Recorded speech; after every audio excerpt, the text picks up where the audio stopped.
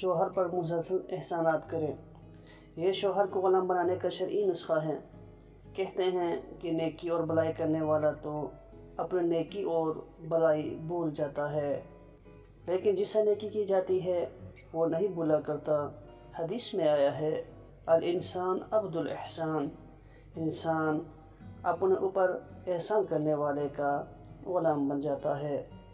وہ آپ کو قیدی، غلام اور خادم بن جاتا ہے۔ ایک بیوی کی نیکی بلائی نہیں جا سکتی۔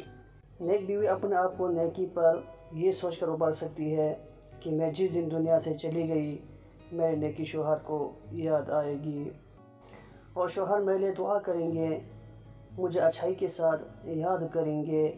آگے میری خدمت ان کو رات کے اندھیروں اور دن کے اجالوں میں میرے لیے دعاؤں پر مجبور کرے گی، اور شاید یہی میری مغفرت کا اور خدا کے راضی ہونے کا سبب ہو جائے۔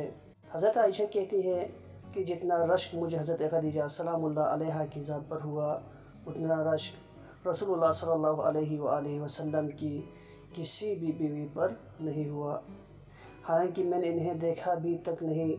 اتنے رشک کی وجہ یہ تھی کہ رسول کریم اکثر ان کا ذکر کیا کرتے تھے، اور آپ کا دستور تھا کہ جب آپ کوئی بکری ذبح فرماتے تو حضرت خدیجہ کی سہیلیوں کو ان کا گوشت بطور ہدیہ بھیجا کرتے تھے۔ ایک دن آپ صلی اللہ علیہ وآلہ وسلم نے ان کا تذکرہ کیا تو میں نے عرض کیا، ان کا تذکرہ آپ کیوں اتنا زیادہ کرتے ہیں؟ اللہ نے ان سے بہتر آپ کو دے دیا ہے۔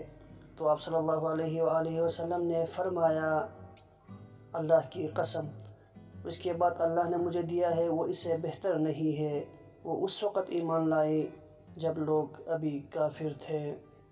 انہوں نے اس وقت میری تصدیق کی جب اوروں نے مجھے جھٹلا دیا۔